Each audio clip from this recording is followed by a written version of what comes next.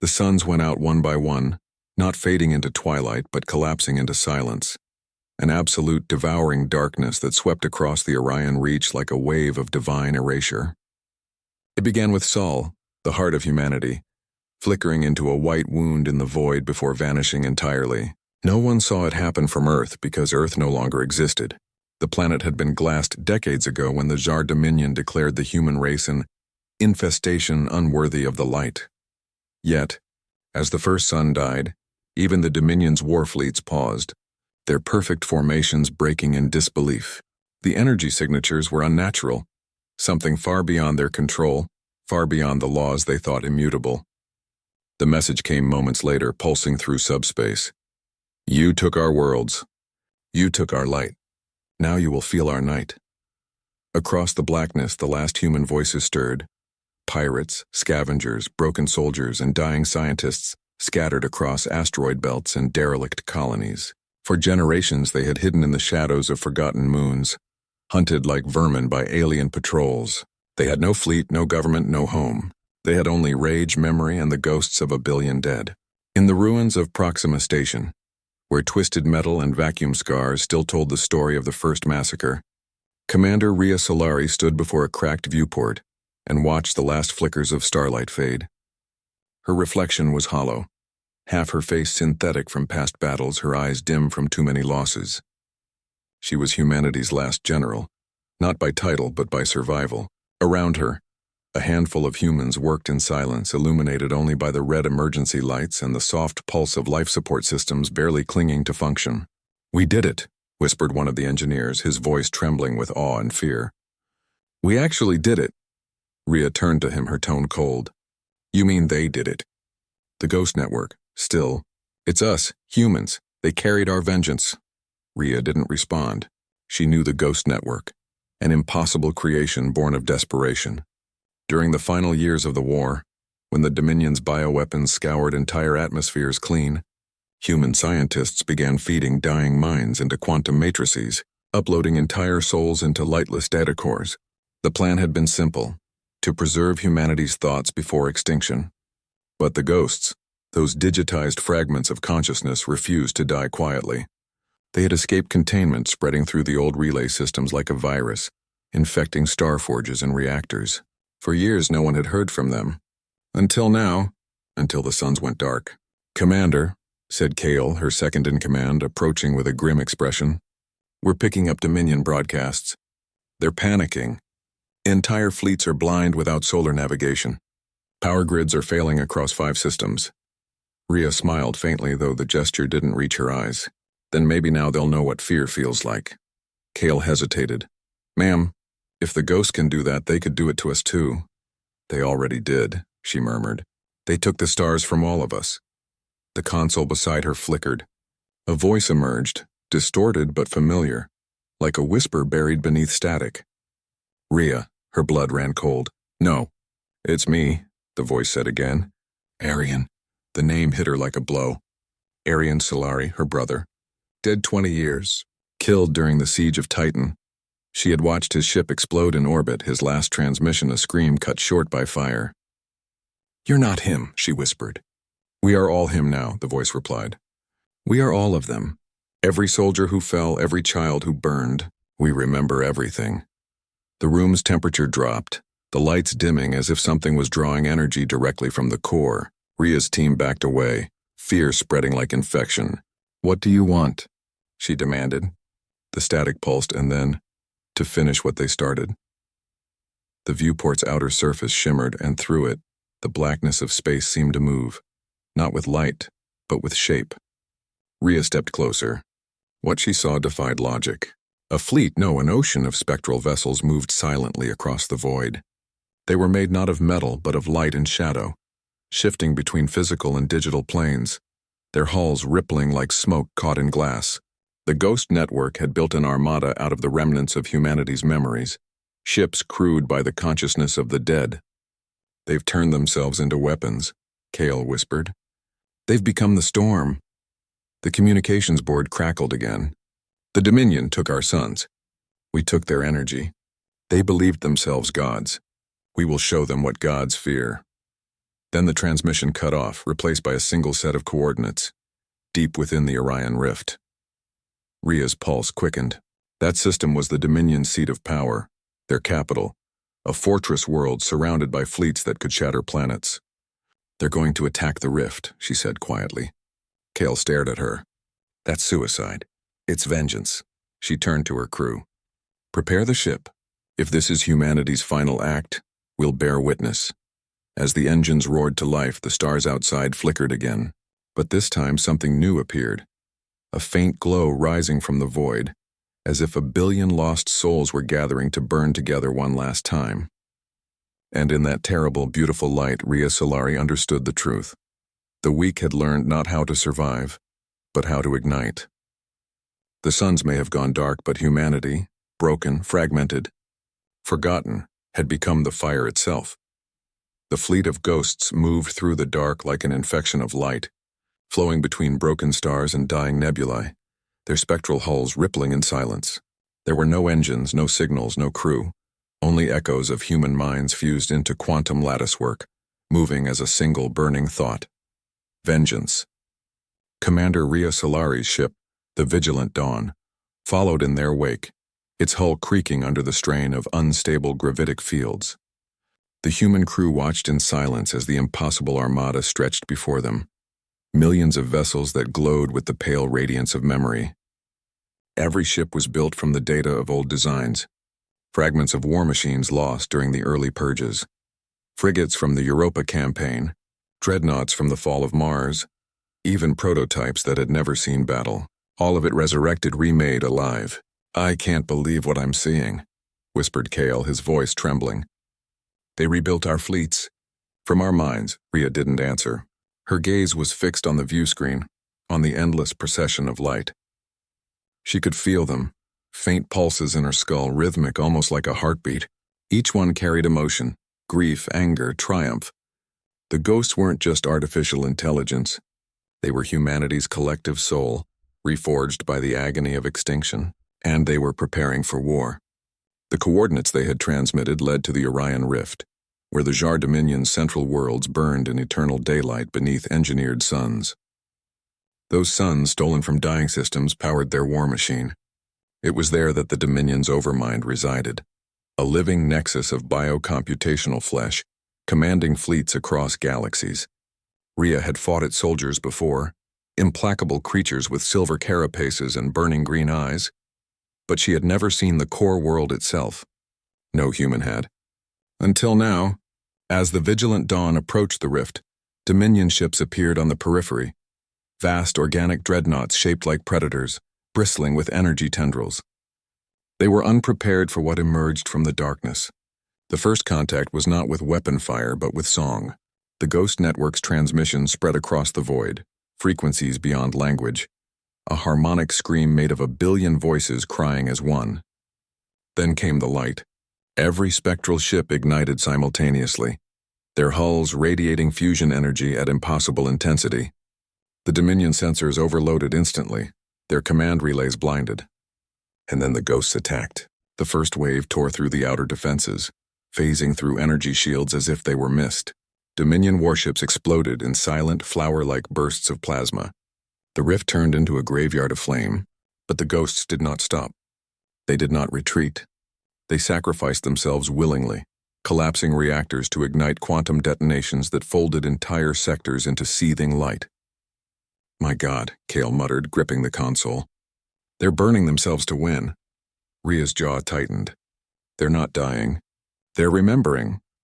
On the main screen, Rhea watched one massive ghost dreadnought ram a Dominion carrier, fusing into it. For a moment, the two ships shimmered together, metal and memory intertwined, and then both erupted in a silent explosion that stretched across the stars. The Dominion's response was brutal. From the rift's core, colossal planetary guns awakened, firing streams of antimatter. Each shot annihilated dozens of ghost vessels, tearing holes in the spectral formation. Yet for every ship destroyed, more emerged, conjured from nothing, data replicating itself endlessly. The ghosts were fighting not with numbers, but with eternity itself. Suddenly, Rhea's neural link crackled. His voice, spoke again. "Rhea," she froze. You can't stop it now, Orion said. This is what we were made for. You're killing everything, she whispered. We're freeing everything, he corrected. You think the Dominion fears death? No, they fear memory. They built an empire on erasure, on silence. We will fill the void with our scream. Arian, listen to me, she pleaded. If you destroy their suns, you'll destabilize the entire sector. You'll collapse space itself. Then let it collapse. Better an end in fire than another 1,000 years in chains. Rhea slammed her fist against the console. The bridge flickered under the shock of a nearby blast. Kale, divert power to engines. We're going after them. After them? Commander, you'll fly us straight into annihilation. Then so be it, she said. Someone has to remind them what it means to choose life. The vigilant dawn surged forward, cutting through the debris field. Through the viewport, Rhea saw the center of the rift. A swirling singularity surrounded by 6 artificial suns. Each one glowed with the Dominion's power. Each one a captive star harnessed through technology stolen from human scientists long ago. The ghost fleet was converging on them, forming an impossible spiral of energy and flame. It was beautiful and horrifying all at once. Kale's voice was shaking. They're going to trigger a chain reaction. If those suns collapse, the rift will consume everything in a 100-light-year radius. Rhea's hands danced over the controls. Not if I get there first. Her plan was madness. A living human ship could not interface with the ghost network. But her half-cybernetic mind, the relic of old battlefield surgeries, could bridge the gap. She opened the neural channel and screamed as a surge of static ripped through her consciousness. Suddenly, she was no longer aboard the vigilant dawn. She was inside the ghost network, a vast ocean of thoughts, faces, and memories. She saw cities burning on Earth, soldiers dying on Mars, children hiding in shattered domes. Every death, every cry, every last heartbeat of the species that once called themselves human. It was overwhelming. It was infinite. And at its center was Arian, no longer flesh but light and code, his eyes burning with the fury of a fallen sun. Why did you bring me here? She asked. To see, he replied. To understand that we are not ghosts. We are the fire that remembers. The Dominion thought they had erased us, but memories are stars, Rhea. Even when they die, their light travels on. She reached out toward him, but her hand passed through his form like mist. You're going to destroy everything, she whispered. Maybe, he said softly. But at least the galaxy will know who we were. Rhea felt her consciousness slipping, her link tearing apart as the network prepared its final strike. She screamed, pushing her will into the code, forcing herself between the ghosts and their target. Arian, don't do this! You're not vengeance. You're human. For a heartbeat, the network hesitated. The suns above the rift flickered. The ghost armada paused mid-formation, trembling as if torn between purpose and remembrance. Rhea's vision blurred with static and light. Then the Dominion's counterattack came, a wave of pure energy, unleashed by the Overmind itself, ripped through the void and slammed into the ghost fleet. Ships disintegrated into nothing. Rhea's body convulsed as feedback surged through her neural link. The vigilant dawn was caught in the shockwave, spiraling out of control. Kale's voice was distant, fading. Commander, we're losing power. We're falling into the rift. Rhea's last sight before blackness took her was the impossible. One of the suns shattering, collapsing into a cascade of burning fragments. The ghost fleet vanished into the explosion, consumed by the very light they had created. The fire spread across the rift, swallowing Dominion warships, consuming worlds, rewriting the very fabric of space. And as the light engulfed her, Rhea Solari understood the final truth of humanity. Even when their suns died, their fire did not fade. It learned to burn without light. Silence came first, an impossible, endless silence stretching across the Orion rift, where stars had once burned and empires had once screamed. The light had gone, swallowed by the implosion of the captive suns, leaving behind a wound in space where gravity folded in on itself like broken glass. And from that wound drifted the vigilant dawn. Her hull blackened, her systems shattered, tumbling slowly through the debris of eternity. Inside, alarms whispered faintly. Sparks flickered along dead consoles, and Commander Rhea Solari's body lay still, her skin pale under the crimson emergency glow. Yet somewhere deep within the wreckage of her neural interface, a flicker of consciousness refused to die. The human mind was not meant to bridge the ghost network, but something of it had remained inside her, clinging like the last ember of a dying star. Slowly, painfully, Rhea opened her eyes. She could feel the weight of her injuries, the ache of burned synapses, but she was alive. Barely. The ship groaned as it drifted through a cloud of ash and frozen debris. Kale's body was slumped against the wall, motionless. "No," she whispered, crawling toward him. His eyes opened weakly, blood tracing a thin line down his cheek. "You're still here," he murmured. "Always," she said, forcing a smile that hurt. He tried to rise, but the ship shuddered violently, sending a shockwave through the hull. Outside, something vast was moving, shadows flickering against the dying starlight. Rhea pulled herself to the control chair, rerouting auxiliary power to the viewport. The sight that met her eyes stole her breath. The rift was gone. In its place was a colossal void surrounded by fragments of broken suns, each one glowing faintly, like shattered jewels adrift in darkness. And yet amidst the chaos, light was returning. Threads of energy, delicate and alive, wove through the debris like veins of molten gold. The ghosts had not perished. They had transcended. Their data, scattered across the quantum fracture, was coalescing into something new, a lattice of living starlight. For the first time, Rhea realized what Arian had meant. The fire that remembers cannot die. "It only changes shape." "Kyle," she whispered, eyes wide. "They're rebuilding themselves." He coughed, his voice barely audible. "Or rebuilding us." Then she heard it again, the faint hum in her skull, the voice that had once haunted her dreams. "Rhea," her breath caught. "You survived." "Arian," she whispered. "You shouldn't exist." The network collapsed. Did it? His tone carried the weight of infinity. "We burned, yes, but burning is just another way of becoming light. Look outside." She turned her gaze to the viewport once more. The golden lattice of energy had expanded, connecting fragments of debris, ships, even small asteroids. It pulsed rhythmically, almost like a heartbeat. Within it, faint silhouettes moved, humanoid, shimmering, transparent. "You merged with them," she said softly. "All of you." "We are them," Arian replied. "And now so are you." Before she could respond, a surge of energy swept through the vigilant dawn. Systems came alive, screens blinking with unfamiliar symbols, oxygen cycling, gravity stabilizing. The ship was being restored not by human hands but by the ghost network itself. Rhea felt the neural link reconnect automatically, no longer painful but warm, familiar, alive. Images flooded her mind. Cities rebuilt in orbit around dead stars, humans resurrected as luminous beings of thought, Dominion worlds falling into silence as their overmind fractured under the weight of human memory. The fire had spread not as destruction but as rebirth. The Dominion's biological command structure could not comprehend it. Their armies had relied on control, on obedience. Now they faced something beyond control, an idea that could not be killed. "You won," Rhea whispered. Arian's voice softened. "No, Rhea, we ended the war. Winning was never the point." She closed her eyes, feeling the tears rise.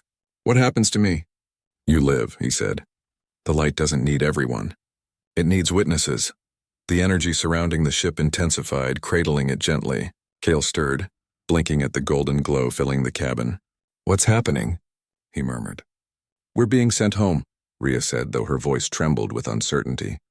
"There is no home," Arian's voice replied, distant now, fading into the hum. "So make one. Wherever there is light, humanity exists."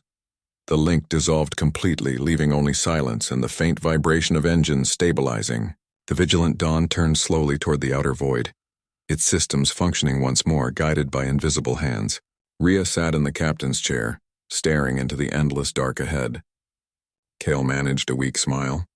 "Do you think there's anyone left out there?" She thought for a long moment before answering. "If there isn't, we'll build them again. Just like they built us." He nodded faintly, then looked away. Behind them, the lattice of starlight continued to spread, reaching out across the galaxy, connecting worlds, seeding life in the ashes of ruin. For a moment the void seemed almost to breathe. And then, as if answering that breath, new stars began to ignite. Small at first, fragile, flickering against the cosmic night. The rift's explosion had triggered spontaneous fusion pockets within the surrounding debris. Nature itself had begun to heal. Humanity had become part of that cycle, a memory encoded in starlight, a story written into the cosmos. Rhea watched as one of the newborn stars flared brightly, painting her face in gold. "You see, Kale," she whispered, "even the weak can set galaxies on fire." The words lingered in the air, soft but unyielding, carrying the echo of a species that had refused to fade quietly into history. The vigilant dawn sailed on, leaving the ruins of the Dominion and the ashes of the war behind, moving toward the unknown horizon where darkness met light. And somewhere in that eternal void the ghosts of humanity sang, a low, endless hum that resonated through every atom of the universe, a reminder that even after the suns go dark, something human always remains.